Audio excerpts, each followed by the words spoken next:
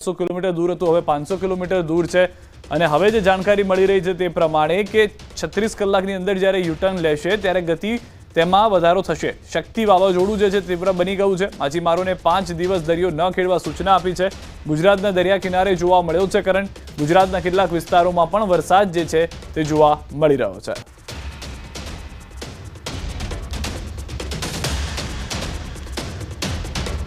વધુ એક જાણકારી એ પણ મળી રહી છે કે જ્યારે વાવાઝોડું યુટર્ન લઈ અને ગુજરાત તરફ આવશે તો શક્યતાઓ છે કે વાવાઝોડું પોતાનું રૌદ્ર સ્વરૂપમાં ઘટાડો કરી શકે છે.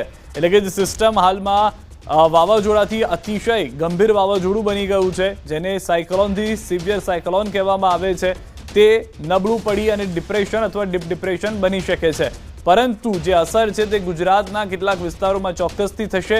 માનવામાં ત્યાં સુધી આવી રહ્યું છે કે ગુજરાતના દરિયા કિનારાના વિસ્તારોમાં ભલે તેની ગતિ ઓછી ગયા બાદ નુકસાની ઓછી હોય, પરંતુ ખેડૂતોને પાકમાં નુકસાની થઈ શકે છે. પવનની જે ગતિ છે તે કાબૂમાં આવે તેવી પરિસ્થિતિ છે, છતાં પણ માછીમારોને દરિયા ખેડવા ન જવાની સૂચના આપી દેવામાં આવી છે. તેની સાથે પવનની ગતિ પણ 40થી 50 કિલોમીટર પ્રતિ કલાકની રહેશે જ્યારે વાવાઝોડું ટકરાય છે ત્યારે. તો હાલમાં આ જાણકારી જે પ્રાપ્ત થઈ રહી છે, વાવાઝોડાની તમામ અપડેટ્સ અમે ન્યૂઝ18 ગુજરાતી પર આપને આપી રહ્યા છે. અહીંયા બીજી પણ એક મહત્વની વાત છે કે વધુ માહિતી એ પણ લેવી જરૂરી છે કે શું પરિસ્થિતિ છે. न्यूज़18 સાથે જોડાઈ ગયા છે જે वेदर एक्सपर्ट છે अथरिया शेट्टी. अथरिया, जिस तरह से फिलहाल हमने अनुमान लगाया हुआ था, जो गति है साइक्लोन की वो भी बढ़ रही है, गुजरात के ऊपर क्या क्या इफेक्ट और कब तक ये यूटर्न ले सकता है? जी, तो अभी ये साइक्लोन जो है आज सुबह लगभग 9 बजे, सुबह 5 से 9 बजे के बीच में ये एक सीवियर साइक्लोन में और तीव्रता बढ़ी है इसकी. लेकिन अभी और इससे ज़्यादा इंटेंसिटी बढ़ने की अनुमान नहीं है, क्योंकि जो थोड़े बहुत अभी जो इसकी अभी तक जिसे ताकतवर बनाने में मदद कर रही थी वो स्थितियाँ अभी धीरे धीरे कम हो रही हैं. तो इसलिए हम कह सकते हैं कि ये जो साइक्लोन की सबसे ज़्यादा और सबसे तीव्र गति वाली जो स्थिति थी वो अभी हो चुकी है. और फिर उसके बाद में अभी अगले 2 दिन में धीरे धीरे ये फिर से कमज़ोर होगा. और फिलहाल ये अभी द्वारका से लगभग 530-550 किलोमीटर दक्षिण पश्चिम में है मध्य अरब सागर में. तो इसका अभी फिलहाल गुजरात पर कोई असर नहीं रहेगा अगले 2 दिन के लिए. और फिर जैसे हमने पहले कहा था कि वो 5 तारीख 6 तारीख से धीरे धीरे फिर से यू टर्न लेगा, और जैसे जैसे वापस पास में आएगा तो फिर से धीरे धीरे से गुजरात का हवामान को प्रभावित करने लगेगा. अथरिया, जिस तरह से साइक्लोन आई, जिसको हम बोल सकते हैं कि तूफान की आंख जो दिखाई दी, उससे क्या अनुमान लगाया जा सकता है? जी, तो तूफान की आंख हम खासकर देखते हैं कि जब तूफान एकदम अपनी सबसे ज्यादा मजबूत और एकदम तीव्र स्थिति में होती है तभी तूफान की आंख निकलती है. और क्योंकि अभी जस्ट आज दोपहर को लगभग 3 बजे को इसकी आंख एकदम सैटेलाइट की फोटो में क्लियर एकदम साफ दिखाई दे रहा था, तो उससे ये अनुमान लगा सकता है कि जो साइक्लोन शक्ति है ये सबसे जितना इसे इंटेंसिफाई होना था उतना हो चुका है. और अभी वो एक तरह से कह सकते हैं कि इंटेंसिटी उसकी एकदम पीक हो चुकी है. तो इसलिए अभी फिर धीरे धीरे से ये फिर से कमजोर होने लगेगा अगले 2 दिन. જી, શુક્રિયા અત્યારે સારી જાણકારી કરી. તો એક સારા અને રાહતના સમાચાર ચોક્કસથી છે કે વાવાઝોડું પોતાની તીવ્રતા ખોઈ દેશે આગામી 24થી 36 કલાકમાં જ્યારે યુટર્ન લેવાની વાત આવશે. પરંતુ નુકસાની જે છે તે હજી પણ જોવામાં આવી રહી છે ગુજરાતની અંદર.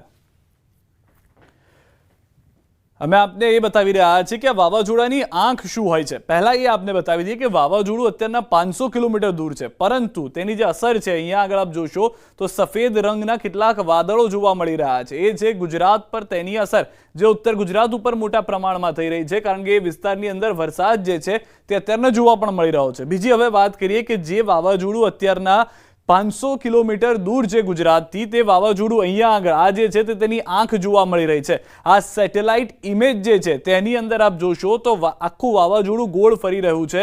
તેનો ઘેરાવો ખૂબ જ મોટો જોવા મળી રહ્યો છે. પરંતુ જ્યારે આ વાવાઝોડાની વચ્ચે વાદળી રંગ જોવા મળે છે, તેનો મતલબ એ છે કે તે વાવાઝોડાની આંખ છે ને ત્યારે જ દેખાતી હોય છે જ્યારે વાવાઝોડું તેની સૌથી વધુ તીવ્રતા પર હોય. તો તે પ્રમાણેની પરિસ્થિતિ આ સેટેલાઇટ ઇમેજની અંદર જોવા મળી રહી છે. અને આગામી 24 થી 36 કલાકની અંદર આ વાવાઝોડું ફરી અને ગુજરાત તરફ આવશે. અને જે રીતે અલગ અલગ હવામાન નિષ્ણાંતો કહી રહ્યા છે તે પ્રમાણે શક્યતાઓ છે કે તે ડિપ્રેશન અથવા ડિપ્રેશન હશે. તો અરબી સાગરમાં અરબ સાગરની અંદર શક્તિ વાવાઝોડું વધુ તીવ્ર બન્યું છે। માછીમારોને 5 દિવસ દરિયો ન ખેડવા સૂચના છે। ગુજરાતના દરિયા કિનારે જોવા મળ્યો છે કરંટ। ગુજરાતના કેટલાક વિસ્તારોમાં વરસાદ પણ વરસી રહ્યો છે। શક્તિની અસર જે છે તે જોવા મળી રહી છે ગુજરાતના અલગ અલગ વિસ્તારોની અંદર। જેમ કે દ્વારકાની અંદર આપ જુઓ, પવન જોવા મળી રહ્યો છે, દરિયામાં કરંટ જોવા મળી રહ્યો છે। મોટાભાગના બંદરો છે ત્યાં આગળ બોટને હાલમાં લંગારી દેવામાં આવી છે। ગુજરાતમાં ખાસ કરીને ઉત્તર ગુજરાતના વિસ્તારોની અંદર અત્યારના જે જાણકારી મળી રહી છે તે પ્રમાણે વરસાદ પણ શરૂ થઈ ગયો છે। સાબરકાંઠા જિલ્લાના વાતાવરણમાં પણ પલટો આવ્યો છે। પોશીના પંથકમાં શરૂ થયો છે ધોધમાર વરસાદ। ખેડબ્રહ્મા વિસ્તારમાં પણ વરસાદી માહોલ જોવા મળી રહ્યો છે। ધોધમાર વરસાદથી ખેડૂતોની ચિંતામાં વધારો થયો છે। મગફળી અને કપાસના પાકને નુકસાનીની ભીતિ જોવા મળી રહી છે। વધુ માહિતી ન્યૂઝ 18 સંવાદદાતા ઈશાન પાસેથી મેળવીશું। ઈશાન, શું પરિસ્થિતિ છે સમગ્ર સાબરકાંઠા વિસ્તારની? સીધા ચોક્કસ ગઈકાલે પણ ખેડબ્રહ્મા અને પોશીના વિસ્તારમાં વરસાદ વરસ્યો હતો। આ ઉપરાંત આજે વહેલી સવારથી વાતાવરણમાં પલટો જોવા મળ્યો। ખેડબ્રહ્મા, ઈડર અને પોશીના સહિતના વિસ્તારમાં વાતાવરણમાં પલટો જોવા મળ્યો હતો। ત્યારબાદ અચાનક જ પોશીનામાં ધોધમાર વરસાદ વરસ્યો હતો, જેના કારણે ખેડૂતોમાં હાલ તો ચિંતાનો માહોલ જોવા મળી રહ્યો છે। ખાસ કરીને જે ખેડૂતે વાવેતર કર્યું હતું તે વાવેતરને પણ જે તૈયાર પાક છે, મગફળીનો અને કપાસનો પાક છે, તેમાં પણ નુકસાન જવાની ભીતિ હાલ તો સેવાઈ રહી છે, જેથી ખેડૂતોમાં ચિંતા વધી છે। જી સિદ્ધાર્થ। આભાર ઈશાન સમગ્ર માહિતી બદલ। તો હાલમાં સાબરકાંઠાથી આ સમાચાર। મોટાભાગના વિસ્તારોમાં વરસાદ જોવા મળી રહ્યો છે। ખેડૂતોના પાકને નુકસાની, ખાસ કરીને કપાસનો પાક જે છે તે નુકસાન વાળો જોવા મળી રહ્યો છે। ન ફક્ત ઉત્તર ગુજરાત